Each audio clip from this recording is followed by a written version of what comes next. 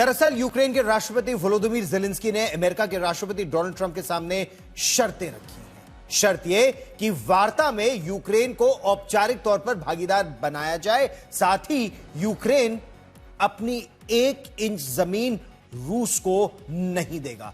दूसरी तरफ रूस ने भी जिन इलाकों पर कब्जा जमा लिया है, यानी 2022 फरवरी के बाद जो पूर्व का इलाका है डोनेट्स्क और लुहांस्क के बाद, रूस अब उनसे पीछे हटने को तैयार नहीं है। तीसरा पक्ष है यूरोप के देश। वो ऐसे किसी फैसले को स्वीकार करने को तैयार नहीं है जहां यूक्रेन दुनिया के सामने झुकता नजर आए। अब सवाल यह है कि क्या यूरोप और यूक्रेन का ये जो गठबंधन है, ये तीसरे विश्व युद्ध की वजह बन जाएगा? क्या युद्ध विराम नहीं, महायुद्ध की तैयारी है? यूक्रेन और यूरोप की पुतिन को सीधी धमकी। क्या रूस पर नेटो मुल्क करने वाले हैं हमला? क्या शांति नहीं, रूस की हार चाहता है यूरोप? क्या पुतिन की गिरफ्तारी का सीक्रेट प्लान है? मुंह में युद्ध विराम, क्या दिमाग में कुछ और है?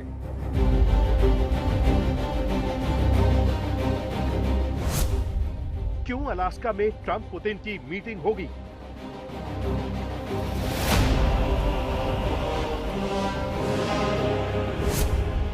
क्या पुतिन को किसी अनहोनी का डर है?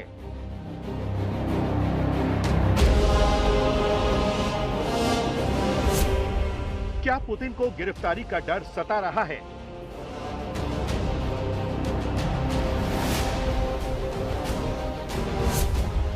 क्या युद्ध विराम नहीं, महायुद्ध चाहता है यूक्रेन?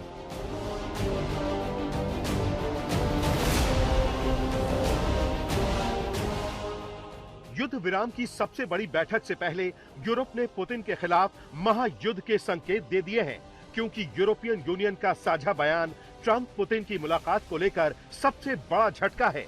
यूरोपियन यूनियन ने युद्ध विराम को लेकर पुतिन की शर्तों को सिरे से खारिज कर दिया है। बयान में कहा गया है कि अंतर्राष्ट्रीय सीमाओं को ताकत के दम पर नहीं बदला जा सकता। यूक्रेन को अपने भविष्य का फैसला करने की आजादी है। यूरोपियन यूनियन यूक्रेन को कूटनीतिक, सैन्य और वित्तीय समर्थन देना जारी रखेगा। मतलब Britain, France, Italy, Germany, Poland और फिनलैंड समेत कई मुल्कों ने मीटिंग को लेकर रेड लाइन खींच दी है। ऐलान यही है कि युद्ध विराम होगा तो यूक्रेन की शर्तों पर। यूक्रेन के राष्ट्रपति ज़ेलेंस्की ने भी अमेरिकी राष्ट्रपति ट्रंप को संदेश दे दिया है। संदेश ये कि यूक्रेन के बिना 15 अगस्त की मीटिंग का कोई मतलब नहीं है। ट्रंप का दावा यूक्रेन और यूरोप के दावे से एकदम अलग है, क्योंकि पुतिन अपनी शर्तों से पीछे हटने वाले नहीं हैं। ज़ेलेंस्की यूक्रेन की 1 इंच जमीन छोड़ने को तैयार नहीं है। वहीं यूरोपियन यूनियन ने ऐलान कर दिया है कि यूक्रेन को हथियारों की सप्लाई जारी रखेगा। इसका मतलब यही है कि मामला शांति की तरफ नहीं, बल्कि महायुद्ध की तरफ बढ़ रहा है। इसका संकेत यूक्रेन लगातार दे रहा है। रविवार की रात यूक्रेन ने रूस पर ड्रोन से बड़ा हमला किया। रूसी रक्षा मंत्रालय का दावा है कि बीती रात 3 दर्जन से ज्यादा ड्रोन को मार गिराया गया। रूस के डिप्टी फॉरेन मिनिस्टर सरगेई ने ऐलान किया है कि रूस किसी भी दबाव या ब्लैकमेल में नहीं आने वाला। इसमें कोई शक नहीं कि ट्रंप से मीटिंग को लेकर पुतिन भी सतर्क हैं। मीटिंग अलास्का में होगी, ये भी इसी रणनीति का हिस्सा है, क्योंकि यूक्रेन चाहता था कि मीटिंग यूरोप में हो, जबकि पुतिन चाहते थे कि बैठक यूएई में हो। आखिरकार अलास्का को चुना गया। अलास्का को मीटिंग के लिए चुना गया, इसकी कई वजह हैं। दरअसल पुतिन के खिलाफ अंतर्राष्ट्रीय आपराधिक न्यायालय ने गिरफ्तारी का वारंट जारी कर रखा है। अगर मीटिंग के लिए पुतिन किसी ऐसे मुल्क में जाते हैं जो आईसीसी का सदस्य है, तो उनकी गिरफ्तारी हो सकती है।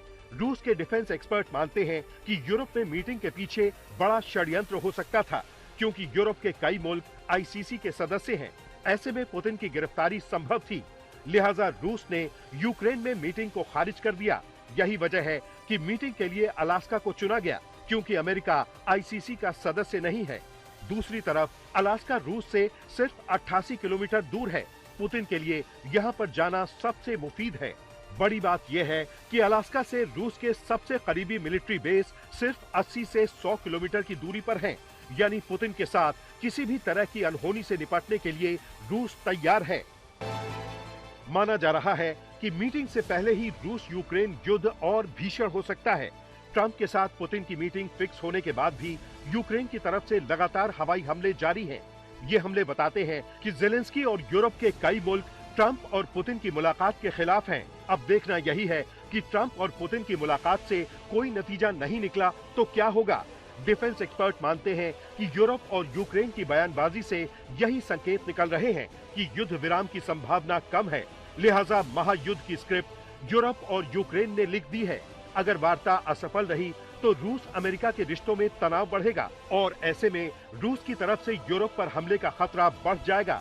यानी रूस यूक्रेन युद्ध शांति की तरफ नहीं बल्कि महायुद्ध की तरफ बढ़ रहा है। आज तक ब्यूरो।